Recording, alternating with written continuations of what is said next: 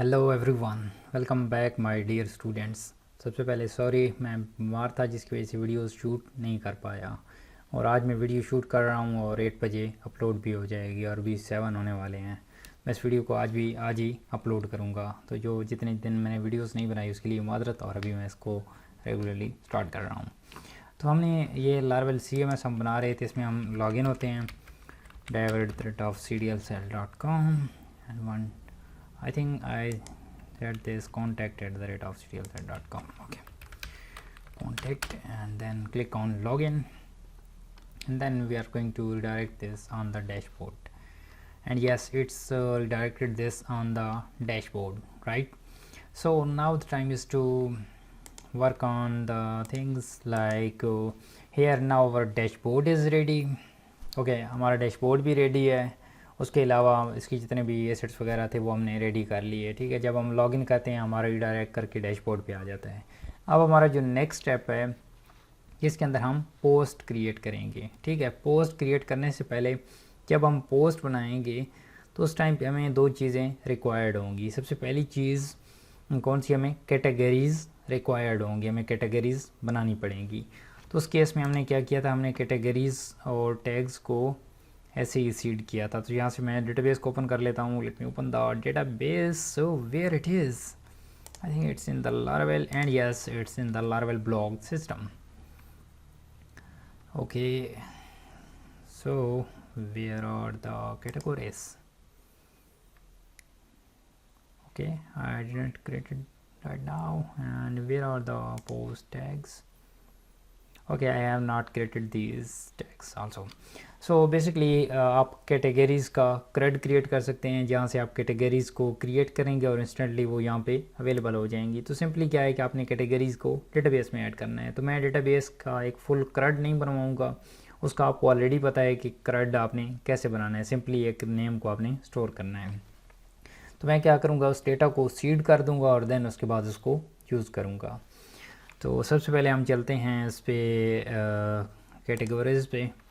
हम कैटेगरीज़ को क्रिएट करते हैं। ठीक है, एक तरीका ये है कि आप यहाँ से इंसर्ट और उसके बाद कैटेगरी का नेम, राइट। सो मैं एंटर कर देता हूँ यहाँ पे टेक। ओके, गो करें तो आपके पास जिस तरह से अभी कैटेगरी क्रिएट हो जाएगी। ठीक है, तो इस तरह से सेम आप अपनी कोडिंग से भी कर सकते हैं। ये देखें क्रिएट हो चुकी है। सेम आप कोडिंग से भी कर सकते हैं, लेकिन मैं कोडिंग से नहीं करने वाला। क्यों? क्योंकि उस पर एक्स्ट्रा टाइम लगेगा। तो सिंपली एक CRUD है। ठीक है, एक रिकॉर्ड को क्रिएट करना है, उसी को आप एडिट भी कर सकते हैं, डिलीट भी कर सकते हैं। तो आपने यहाँ पे एक कैटेगरीज़ का यहाँ पे टैब बना देना है। मैं आपको एक टैब बना देता हूँ। ठीक है, आपने फिर उसके अंदर वो चीज़ें डाल देनी हैं। तो मैं यहाँ पर आता हूँ लेआउट्स, और ये मैं चीज़ें आप लोगों के लिए कर रहा होता हूँ कि मैं इन चीज़ों पे ज़्यादा टाइम वेस्ट नहीं करता, क्योंकि जितनी ज़्यादा यूज़फुल चीज़ें मैं आपको बता सकूँ सीरीज़ के अंदर वही बताता हूँ। तो यहाँ पे मैं इसको इम्प्लीमेंट कर देता हूँ कहाँ पे, चैट के अंदर। Okay, so let's find this chat categories. Okay, so ये ऑप्शन आपके पास यहाँ पे अवेलेबल हो जाएगा कैटेगरीज़ का। तो आपने क्या करना है, एक राउट बनाना है और इस कैटेगरीज़ को साइन कर देना है जहाँ पे आपकी सारी कैटेगरीज नज़र आएंगी। दैन उसके बाद एक क्रिएट वाला बनाना है जहाँ से कैटेगरी क्रिएट होगी। दैन उसके बाद आपने कैटेगरी को डिलीट भी करना है, एडिट भी करना है, and stuff like that, right. Okay, so हमारे पास ये रिफ़्रेश हो रहा है। और इसके बाद दैन हम क्या करते हैं, नेक्स्ट अपने प्रोसीजर पे चलते हैं। नेक्स्ट प्रोसीजर क्या है कि हमने कैटेगरीज़ को क्रिएट करना है और टैग्स को क्रिएट करना है। ठीक है, क्रिएट से मुराद है मैं इनको सीड करूँगा। ठीक है, क्रिएट आपने खुद करना है। ये देखें कैटेगरीज आ गया है। और जिस तरह से आप सीरीज़ फॉलो कर रहे हैं आपने साथ साथ चलना है। मैं यहाँ प्रोजेक्ट बना रहा हूँ, आपने भी स्टार्ट कर देना है, प्रोजेक्ट बनाना है साथ साथ। इधर मेरी वीडियो कंप्लीट होती है, कंप्लीट पहले वीडियो देखें और वीडियो देखने के बाद उस चीज़ को इम्प्लीमेंट करें। समझ के इम्प्लीमेंट करेंगे तो आपको, आप ये वाला प्रोजेक्ट बनाएंगे तो आपको लगेगा कि आपको जो लारावेल है वो काफ़ी ज़्यादा हद तक आ गई है। 2-3 प्रोजेक्ट और बनाएंगे तो आप लारावेल का कोई भी प्रोजेक्ट बना सकेंगे। ये थोड़ी सी चीज़ें होती हैं जो आपको प्रोफेशनल बनाती हैं। जितने ज़्यादा आप प्रोजेक्ट बनाएंगे आपका नॉलेज उतना ज़्यादा बढ़ता जाएगा। तो हम चलते हैं जी। अगर आप फेमिलियर नहीं हैं इससे, डेटाबेस के अंदर हमारे पास सीडर्स होते हैं, सीडर्स, और एक हमारे पास फैक्ट्रीज़ होती हैं। तो काफ़ी सारे लोग इन दोनों चीज़ों में कंफ्यूज होते हैं कि फैक्ट्रीज़ क्यों यूज़ करते हैं, या फिर फैक्ट्रीज़ को एज अ सीडर यूज़ कर रहे होते हैं और सीडर हम क्यों यूज़ करते हैं। तो मैं इन दोनों का डिफरेंस बता देता हूँ। बेसिकली जो हमारे पास फैक्ट्रीज़ हैं, ये वाली जो यूज़र फैक्ट्री हमारे पास डिफ़ॉल्ट बनी हुई है, कोई भी हम फैक्ट्री कस्टम क्रिएट करते हैं, तो फैक्ट्री का मकसद क्या होता है कि हमारे पास फेक डेटा जनरेट करते हैं यह फैक्ट्री। ठीक है, फॉर एग्जांपल आपको 1000 रिकॉर्ड चाहिए था डेटाबेस के अंदर, आपने प्रोजेक्ट को टेस्ट करना था, उसमें एक यूज़र नेम भी था, उसकी ईमेल भी थी, उसका फ़ोन नंबर भी था और पासवर्ड भी था। तो ये आप एट वंस कैसे क्रिएट कर सकते हैं, आप फैक्ट्री के ज़रिए 1000 रिकॉर्ड क्रिएट कर सकते हैं। ठीक है, जो सीडर्स होते हैं बेसिकली ये डेटा को सीड करने के लिए यूज़ होते हैं। सीड आपने किसी और डेटाबेस से लेके आना है या ख़ुद उसमें कस्टम वैल्यूज़ डालनी है, तो आप इसके ज़रिए सीड कर सकते हैं। दोनों का जो काम है, फॉर एग्ज़ाम्पल आपने एक फैक्ट्री बनाई तो आप उसको सीडर के ज़रिए एग्जीक्यूट करते हैं। ठीक है, डायरेक्टली आप फैक्ट्री को एग्जीक्यूट नहीं कर सकते, या फिर आप इसको कंट्रोलर के अंदर डिफ़ाइन करके वहाँ पे आप क्रिएट कर सकते हैं। लेकिन जो बेस्ट वे होता है वो आप डेटाबेस सीडर के अंदर आते हैं, जिस तरह से लारवेल ने यहाँ पे डॉक्यूमेंटेड किया हुआ है। तो यहाँ पे आप अपनी फैक्ट्री का नाम लिखते हैं और उसके बाद जितने रिकॉर्ड आपने क्रिएट करने होते हैं, यहाँ पे 10 करने हैं या 100 करने हैं, तो यहाँ पे आप करते हैं और यहाँ पे वो फैक्ट्री आपके जो 100 रिकॉर्ड होते हैं वो क्रिएट कर देती है। और इसको एग्जीक्यूट कैसे करते हैं, PHP आर्टिसन DB सीड करने से क्या होता है, ये रन मेथड कॉल होता है डेटाबेस सीडर वाला बाय डिफ़ॉल्ट।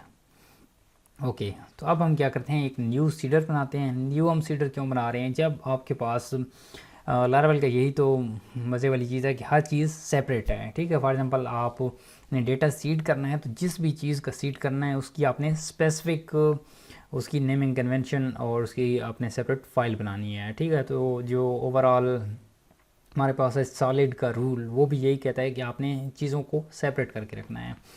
तो मैं यहाँ पे सीडर्स में आ जाता हूँ, यहाँ पे मैनुअली क्रिएट नहीं करूँगा। उसकी वजह क्या है, वजह ये है कि जब हम कमांड से क्रिएट करते हैं तो वो नेम स्पेस भी एट द टॉप ऐड कर देता है और एक्स्ट्रा जो स्टफ़ उसके अंदर जो डिफ़ॉल्ट मेथड होते हैं वो भी हमारे पास क्रिएट कर देता है। बाय डिफ़ॉल्ट एक रन मेथड होता है सीडर के अंदर। ओके, सो सीडर कैसे क्रिएट करते हैं इस वीडियो के अंदर देखते हैं। So PHP artisan make Laravel की जितनी भी कमांड्स हैं वो सारी डिस्क्रिप्टिव हैं, right. Make seeder and then what's the seeder name. So हम बनाने लगे हैं किसके लिए, कैटेगरीज़ के लिए, तो इसलिए मैं इसको नेम दूंगा कैटेगोरी सीडर।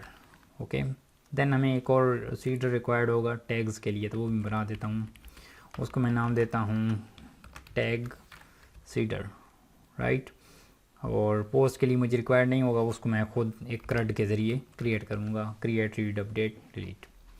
ओके, सो ये हमारे पास बन गया कैटेगोरी सीडर, राइट। सो यहाँ से हमने कुछ कैटेगोरीज ऐड करनी है, तो उनको हम क्या करते हैं, एक एरे के अंदर ऐड कर लेते हैं और उसके बाद हम इसको फॉर ईच के ज़रिए एग्जीक्यूट कर देंगे। मैं यहाँ पे एक वेरिएबल बना देता हूँ कैटेगोरीज़ का, जिसमें मैं क्या करता हूँ डिफरेंट कैटेगोरीज ऐड कर देता हूँ। लाइक कैटेगरी में ऐड कर देता हूँ डिफरेंट प्रोग्रामिंग लैंग्वेज है मैं ऐड कर रहा हूँ। ठीक है, नहीं प्रोग्रामिंग लैंग्वेज में ऐड नहीं करता, मैं यहाँ पे जेनेरिक कैटेगरीज देता हूँ साइंस।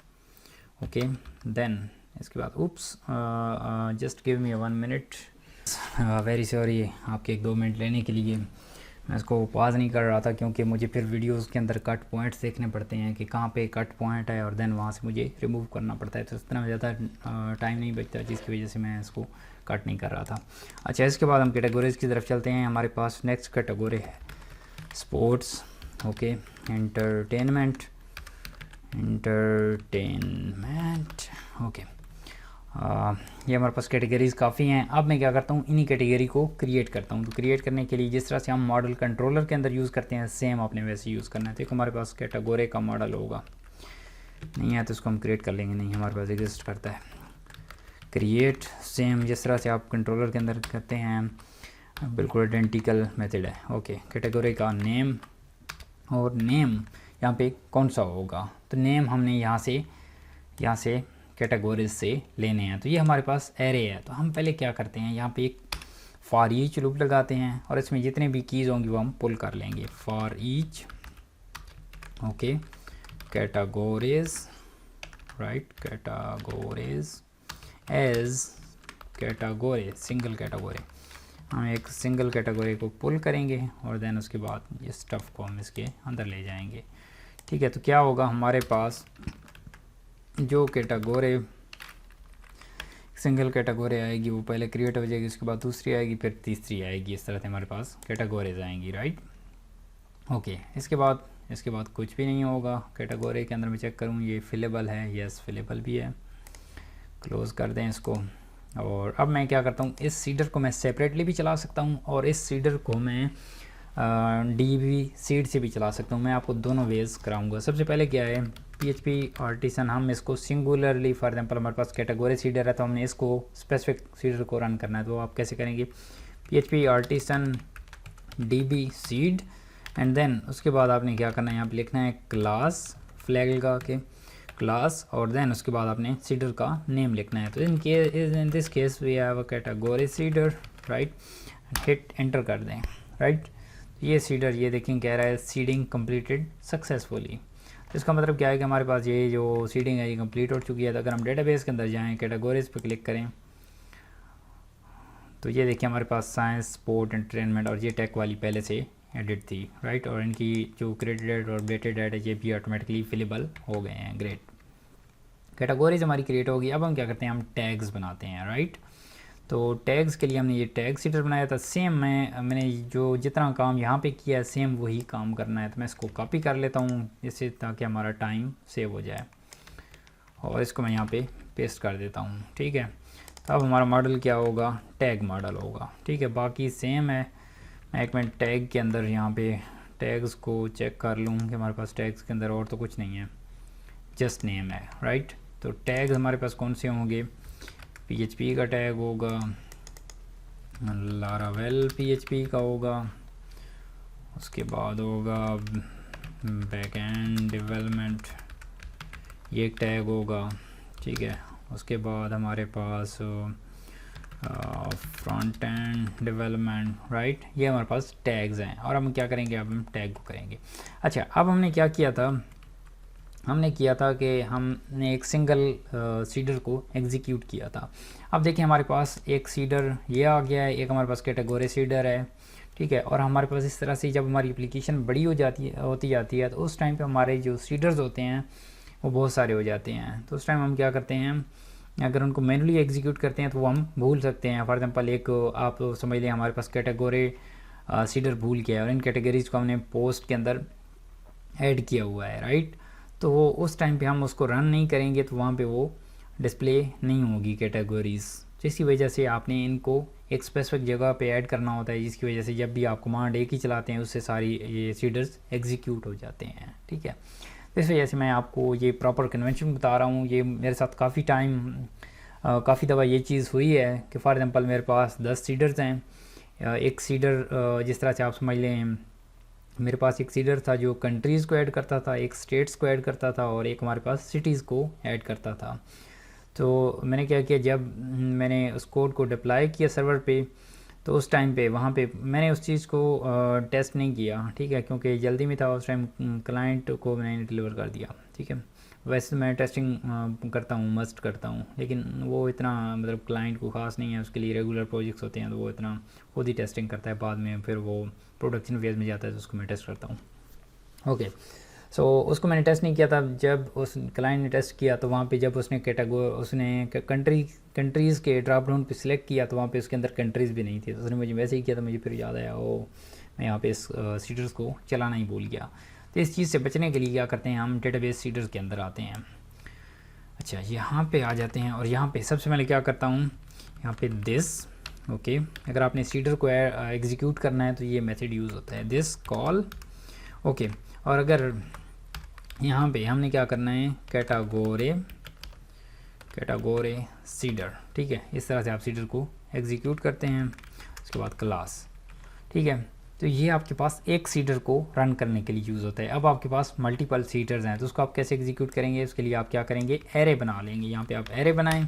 सबसे पहले पहला सीडर जो पहला एग्जीक्यूट करना है, फिर दूसरा, फिर तीसरा। इसकी जो कन्वेंशन है वो मैटर नहीं करती कि यहाँ पे कैटेगरी पहले है तो उसको पहले ही आना चाहिए, जैसे आप मर्ज़ी कर लें इस मुताबिक। पहले को एग्जीक्यूट करेगा, फिर दूसरे को, फिर तीसरे को। तो यहाँ पे आ जाते हैं हम टैग सीडर पे, right, tag seeder class, okay. So अब मैं क्या करता हूँ, यहाँ पे PHP artisan migrate fresh, okay fresh मैं क्यों कर रहा हूँ कि मैं सारे टेबल्स को एक बार ड्रॉप करना चाहता हूँ और देन उसके बाद रिक्रिएट करना चाहता हूँ। और रिक्रिएट करने के बाद यहाँ पे मैं आपको एक और चीज़ यहाँ पे दिखाना चाहता हूँ। यहाँ पे मैं अगर मैंने ये दोनों सीडर्स चलाने हैं, ठीक है, अब मैं दोनों सीडर्स को चलाऊँगा at once one by one नहीं करूँगा। तो उसके लिए कौन सी कमांड जो होती है पहले मैं वो आपको शो करा दूँ। उसके लिए कमांड होती है DB और देन सीड, ठीक है। ये एंटर करेंगे तो आपके पास ये क्रिएट करना स्टार्ट कर देगा। ये देखें कैटेगरी सीडर टैग सीडर दोनों कंप्लीट हो चुके हैं। तो ये देखें हमारे पास कैटेगरीज आ चुकी हैं PHP and stuff like that, right. Okay एक और चीज़ मैं आपको दिखाता हूँ। अब देखें ये हमारे पास क्रिएटेड एट और अपडेटेड एट जो है हमारे पास ये इन दिस केस, ठीक है, ये हमारे पास क्या है, इसके लिए क्रिएटेड एट और अपडेटेड एट की ज़रूरत नहीं है। लेकिन इन केस अगर आपको ज़रूरत पड़ती है तो आप इनको रखें, अदरवाइज़ आप इनको रिमूव भी कर सकते हैं, ठीक है।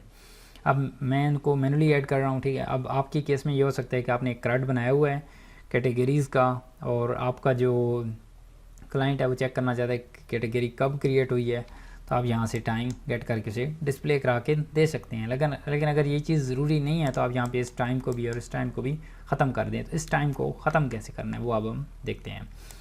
तो अब आप देखें अगर आप माइग्रेशंस के अंदर आएँ, यहाँ पे मैं आपको दिखा देता हूँ डेटाबेस माइग्रेशंस, और माइग्रेशंस के अंदर मैं आ जाता हूँ यहाँ पे कैटेगरीज़ के अंदर, और ये देखिए हमारे पास टाइम स्टैम्प्स का मेथड पड़ा है, ठीक है।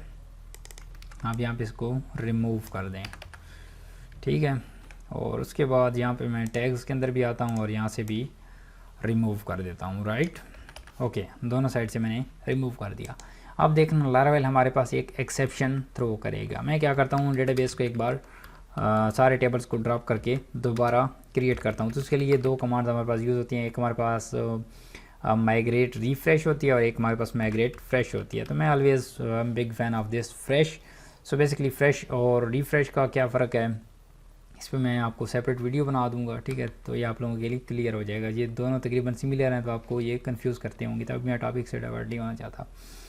ओके सो ये हमारे पास दोबारा से माइग्रेशन हमारे पास एग्जीक्यूट हो चुकी हैं। जब हमारे पास इशू का बात है, हमारे पास टाइम स्टैम्प्स का इशू आना था लेकिन क्यों नहीं आया इसको देख लेते हैं।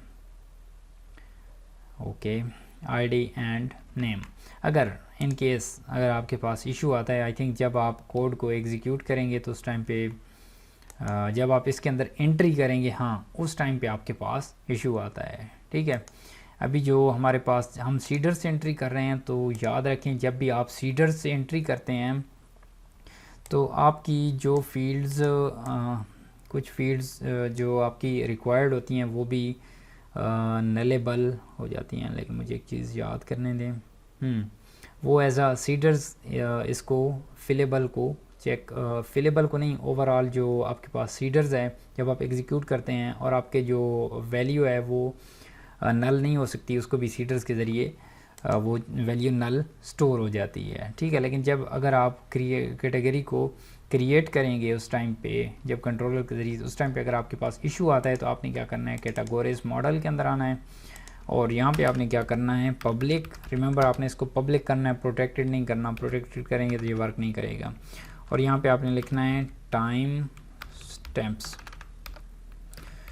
Stamps oops spell it correctly equal false, right. ये कर देंगे तो उसके बाद आपके पास एक्सेप्शन थ्रो नहीं करेगा। ये दोनों के अंदर एक इसके अंदर भी कर देना है और उसके बाद जो टैग है टैग के अंदर भी सेम कर देना है। ये सीडर है, उसके बाद टैग के अंदर आपने कर देना है। यहाँ पे मैं आता हूँ टैग, या इसको मैं फ़िलहाल लीव कर देता हूँ, आप खुद इसको कर लीजिएगा। चले मैं कर देता हूँ।